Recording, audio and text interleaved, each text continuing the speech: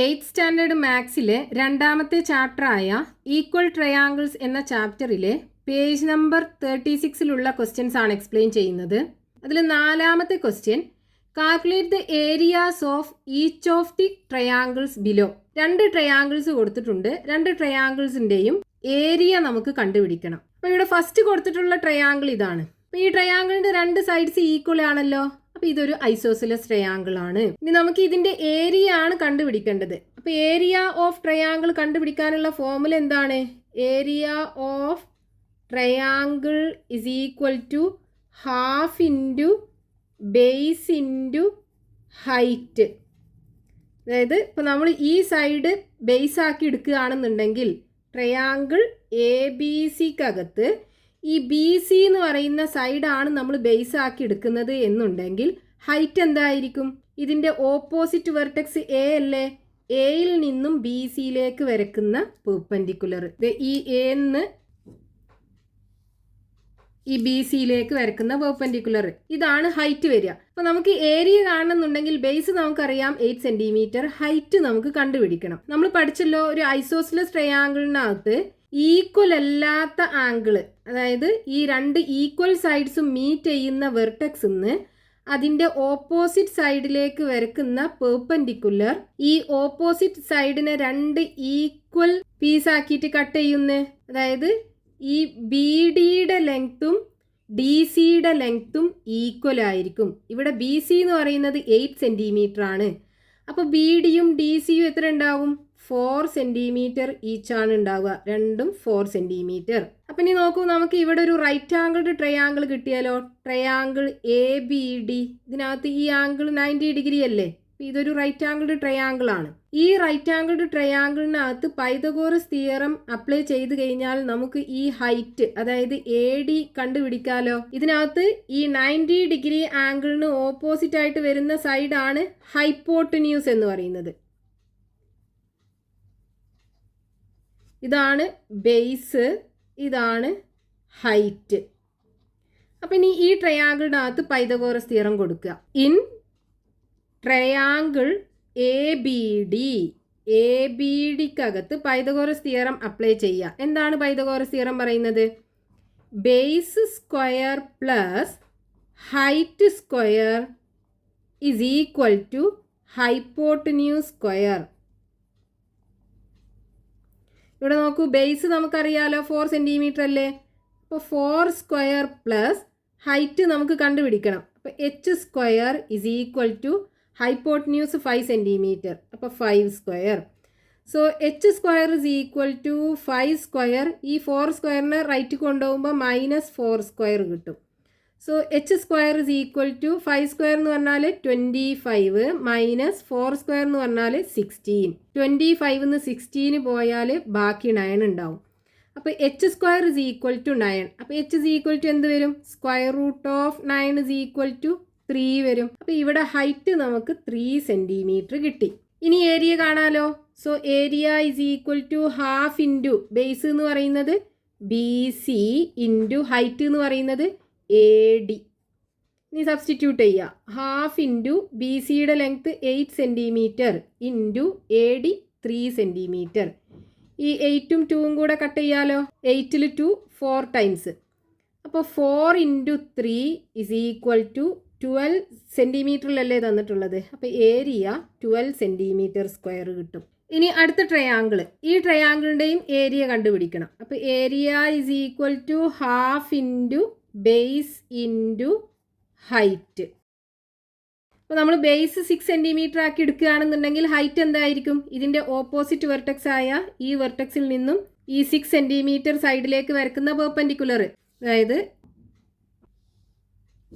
ഇതാണ് ഹൈറ്റ് വരിക. അപ്പോൾ നമുക്ക് ഇതിനകത്തുനിന്ന് ഹൈറ്റ് ആദ്യം കണ്ടുപിടിക്കണം. അപ്പോൾ ഈ ട്രയാങ്കിൾ എ ബി സിക്കകത്ത് ഈ പോയിന്റ് ഡി, ഈ ബി ഡി എന്തായിരിക്കും? ഈ 6 സെൻറ്റിമീറ്ററിൻ്റെ പകുതി ആയിരിക്കുമല്ലോ. അപ്പോൾ ഇവിടെ 3 സെൻറ്റിമീറ്റർ, ഇവിടെയും 3 സെൻറ്റിമീറ്റർ. ഇനി നമ്മൾ ഈ ട്രയാങ്കിൾ എ ബി ഡിക്കകത്ത് നേരത്തെ ചെയ്ത അതേപോലെ പൈതഗോറസ് തിയറം അപ്ലൈ ചെയ്യാം. അപ്പോൾ ഇവിടുത്തെ ഹൈപ്പോട്ടന്യൂസ് ഈ 90 ഡിഗ്രി ആംഗിളിന് ഓപ്പോസിറ്റ് ആയിട്ട് വരുന്ന സൈഡ് എ ബി ആയിരിക്കും. അപ്പോൾ in triangle A B D എന്താ പൈതഗോറസ് തിയറം?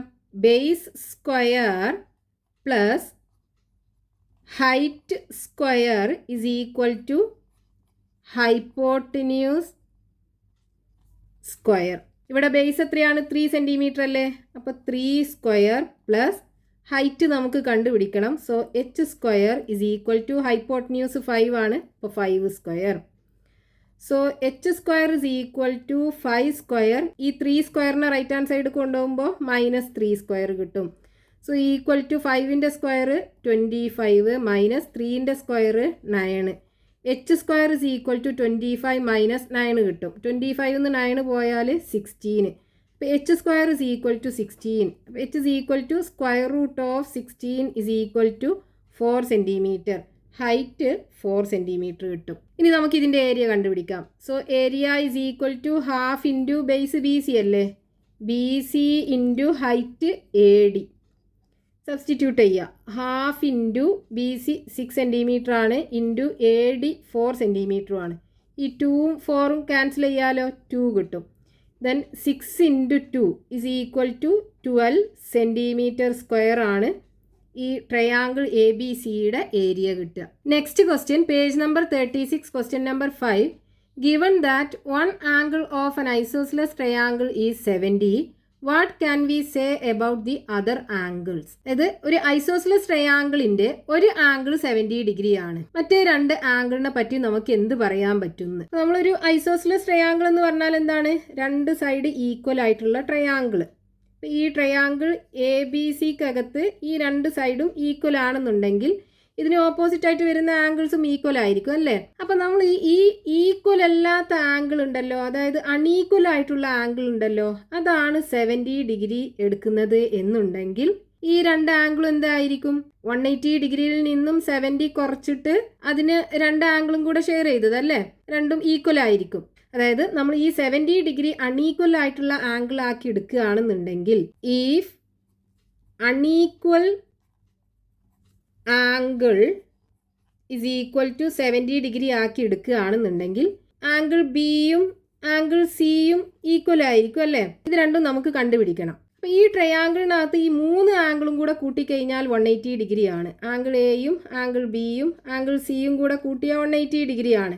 ആംഗിൾ എ നമ്മൾ 70 ഡിഗ്രി ആക്കിയാണ് എടുത്തത്. പ്ലസ് ആംഗിൾ ബിയും ആംഗിൾ സിയും കൂടെ കൂട്ടിക്കഴിഞ്ഞാൽ 180 ഡിഗ്രി കിട്ടണം. അപ്പോൾ angle B plus angle C is equal to എന്ത് വരും? 180 ഡിഗ്രിയിൽ നിന്നും 70 ഡിഗ്രി കുറക്കുക, 110 ഡിഗ്രി കിട്ടും. അപ്പോൾ ആംഗിൾ ബിയും ആംഗിൾ സിയും കൂട്ടിക്കഴിഞ്ഞാൽ 110 ഡിഗ്രിയാണ്. രണ്ടും ഈക്വൽ ആണ്.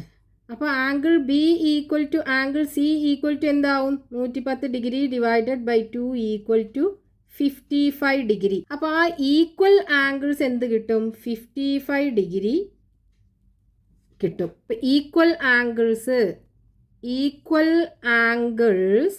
Is equal to 55 degree.